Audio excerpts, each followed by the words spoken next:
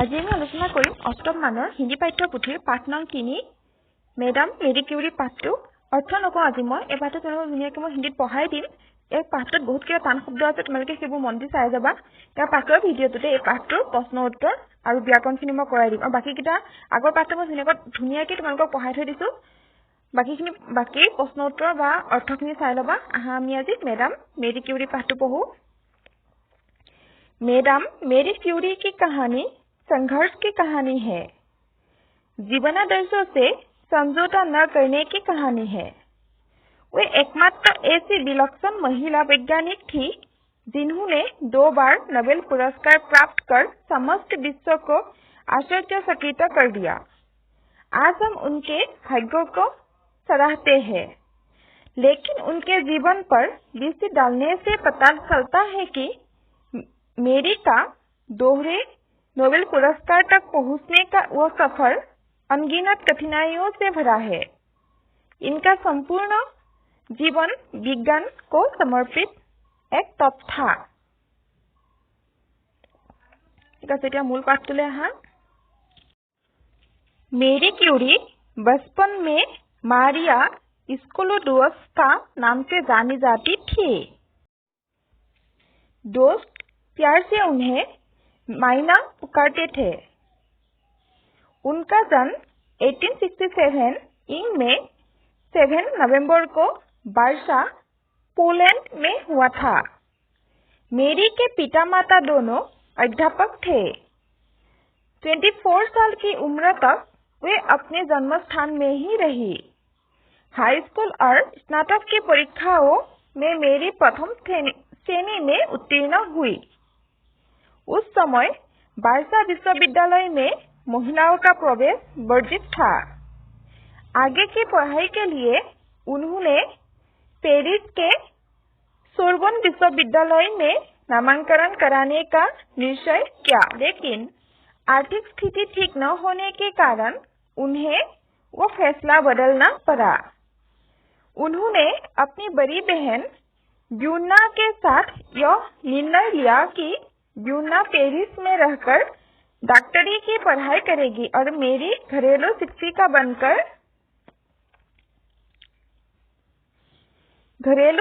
बनकर उनकी आर्थिक सहायता करेगी। मेरी ने 4 वर्षों तक घरेलू शिक्षिका का काम जारी रखा। अंततः 4 वर्ष बाद पेरिस से बहन का बुलावा आ गया और मेरी एक नए भविष्य की ओर चल पड़ी। 1891 ईंग में वे पेरिस के लिए रवाना हो गई।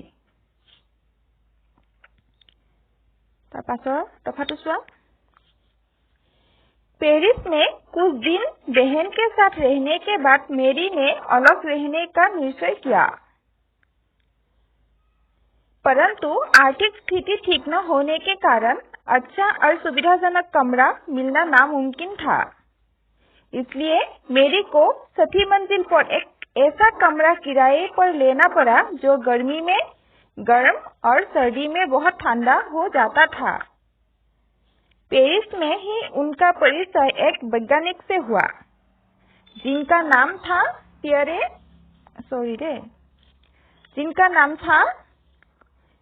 Pierre Curie.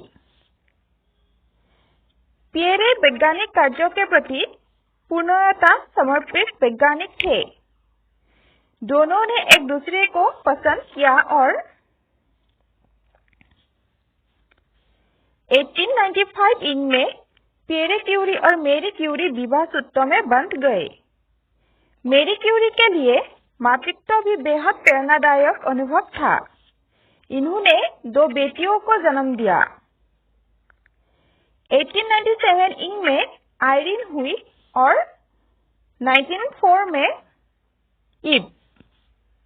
एक सक्रिय फ्रेंच नागरिक होने पर भी क्यूरी अपना पोलिश परिचय खोना नहीं चाहती थी। उनके मन में अपनी मातृभूमि के प्रति अपार प्रेम था। वे अपनी बेटियों को भी पोलिश भाषा सिखाती थी और दोनों को पोलैंड की सैर कराती थी। इसके बाद क्यूरी दंपति ने एक साधारण कमरे को प्रयोगशाला का रूप देकर शोध कार्य आरंभ किया।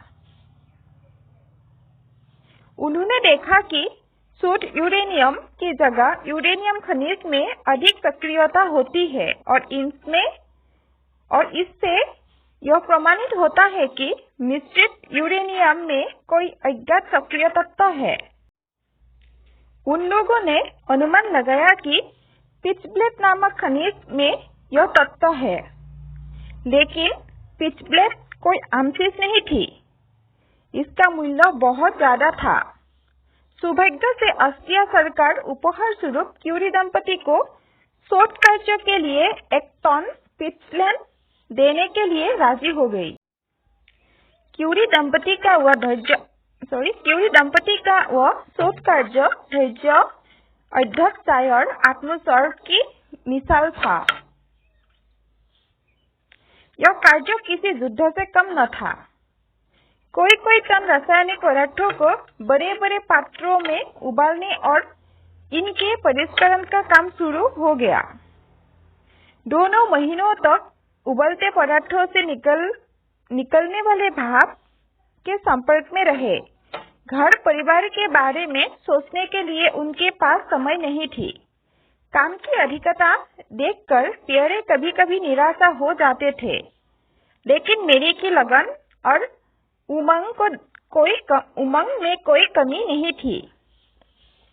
उबलते पदार्थों को लंबी सोरी से हिलाना, अनावश्यक तरल को बाल्टी से दूर फेंकना आदि सब काम मेरी खुद करती थी।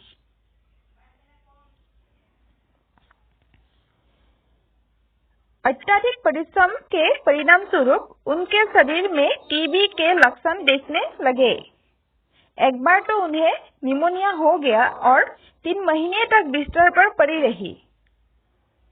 लेकिन कोई भी स्थिति उनको अपने लक्ष्य से विचलित न कर सकी। कोई टनों के रासायनिक पदार्थों को लेकर 2 वर्ष के कठिन शारीरिक और मानसिक श्रम के बाद उन्हें कुछ गम पदार्थ हाथ लगा। इन्हीं पदार्थों से शोध कार्य उस अज्ञात तत्व की ओर मुड़ गया। अंततः शोध कार्य सफल हुआ। एक नए तत्व की खोज हुई। इसका नाम उन्होंने अपने देश के नाम पर पेलेनियम रख दिया। আৰু এখন কাষৰ ছবিখন দেখিছানে? এগৰাকী মেৰী কিউৰী, তেওঁ দুজনী ছোৱালী আৰু লগতে তেওঁ হাজবেণ্ড। ঠিক আছে, আমি ক পালোগৈ? कुछ महीने बाद उन्होंने रेडियम की भी खोज की। चिकित्सा विज्ञान और रोगों के उपचार में वह एक क्रांतिकारी खोज साबित हुई।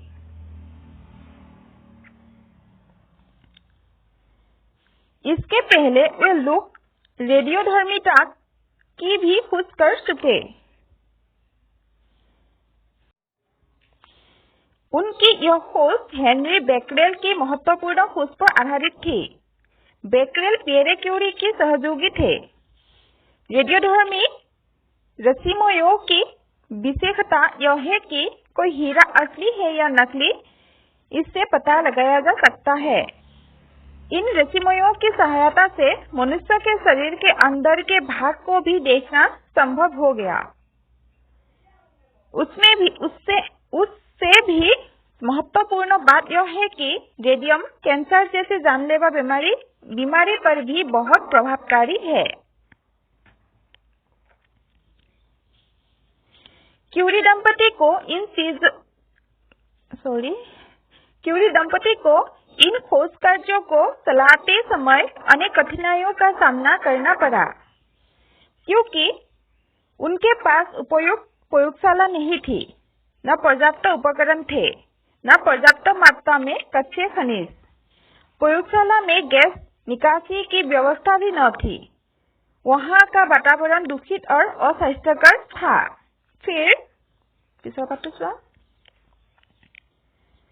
फिर भी उन लोगों की लगन और उमंग में कोई कमी नहीं थी। मैडम क्यूरी को पहला नोबेल पुरस्कार भौतिक शास्त्रों में 1903 में पति पियरे क्यूरी तथा हेनरी बेकरेल के साथ संयुक्त रूप से मिला। रेडियोधर्मिता की खोज के लिए वो पुरस्कार दिया गया था। नोबेल पुरस्कार मिलने के साथ साथ न सिर्फ इनकी आर्थिक स्थिति सुधर गई वरन उन्हें काफी लोकप्रियता भी मिली। 1901 में नोबेल पुरस्कार दिया जाना शुरू किया गया था और केवल 2 वर्ष बाद ही अर्थात 1903 में प्रथम बार किसी महिला को वह पुरस्कार प्राप्त हुआ। 1911 में दूसरी बार उन्हें रसायन शास्त्रों के क्षेत्रों में रेडियम और शुद्धिकरण आइसोलेशन ऑफ प्योर रेडियम के लिए नोबेल पुरस्कार मिला। क्यूरी दंपति को चारों ओर से मान सम्मान मिलने लगा, परंतु यह ख्याति और प्रतिष्ठा पियरे के जीवन में ज्यादा दिनों तक कायम न रह सकी। एक सड़क दुर्घटना में मेरी को छोड़ पियरे इस दुनिया से चल बसे। पति की मृत्यु के बाद पियरे के स्थान पर मेरी क्यूरी को सोर्बोन के भौतिक विज्ञान विभाग में प्रोफेसर नियुक्त किया गया। पहली बार किसी महिला ने इस पद को सुशोभित किया। प्रथम विश्व युद्ध के दौरान अगस्त महीने में जर्मनी ने फ्रांस पर आक्रमण कर दिया। मेरी ने उस विश्व युद्ध में अपनी बेटी आयरीन के साथ सशस्त्र एक्स-रे इकाई का गठन किया और सेविका बनकर घायल सैनिकों की चिकित्सा की। उन्होंने अपने वैज्ञानिक आविष्कारों को मानव सेवा के उपकरण के रूप में प्रयुक्त किया। उल्लेखनीय है कि क्यूरी दंपति की दोनों बेटियां को भी नोबेल पुरस्कार मिला था। बड़ी बेटी आयरीन क्यूरी को 1930 में रसायन शास्त्रों के लिए और छोटी बेटी ईव क्यूरी को 1965 में शांति के लिए नोबेल पुरस्कार मिला था। प्रसिद्धि और ख्याति के कुछ काले पहलू भी होते हैं। रेडियोधर्मी पदार्थों से निकली हुई किरणें बहुत तीक्ष्ण होती है। इनसे जीवित कोशिकाओं के नष्ट होने का खतरा होता है। अधिक समय रेडियोधर्मी पदार्थों के बीच रहने के कारण मेरी को एनीमिया और थकान का अनुभव होने लगा। रेडियम की शक्तिशाली किरणों ने उनके शरीर के भीतर से कमजोर और खोखला कर दिया था। अंत में 4 जुलाई 1934 को मेरी क्यूरी का निधन हो गया। मैडम क्यूरी की मृत्यु की खबर से विज्ञान जगत में शोक का माहौल छा गया।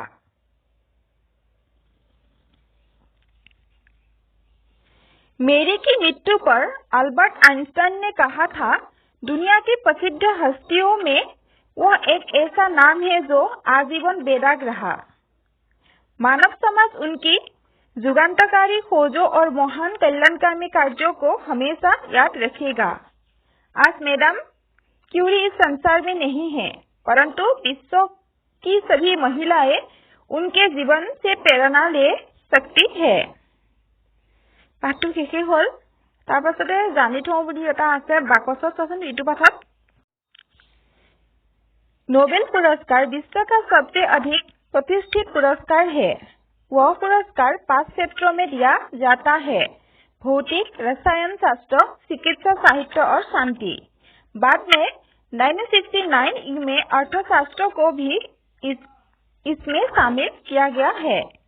इस पुरस्कार को शुरू और उनकी स्थायी व्यवस्था करने का श्रेय स्वीडन निवासी अल्फ्रेड नोबेल को है।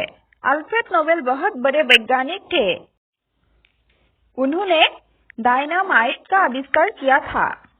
मैडम क्यूरी को नोबेल मिलने के 100 वर्ष पूरे होने के अवसर पर 2011 वर्ष को अंतर्राष्ट्रीय रसायन वर्ष घोषित किया गया है। তোমালোকে পাঠটো এবাৰ পঢ়ি ল'বা ধুনীয়াকৈ। পাঠটো অকণ ডাঙৰ, দুবাৰকৈ পঢ়িব লাগে। মোৰ মুখখন বিষাই গৈছে, শব্দবিলাক অকণ টান টান। ঠিক আছে, তোমালোকে মন দি পঢ়ি ল'বা। ইয়াৰ পাছত আমি প্ৰশ্ন উত্তৰ আলোচনা কৰিম। মই ইয়াৰ প্ৰথমে অৰ্থ আলোচনা কৰিম, তাৰপিছত প্ৰশ্ন উত্তৰ আলোচনা কৰিম।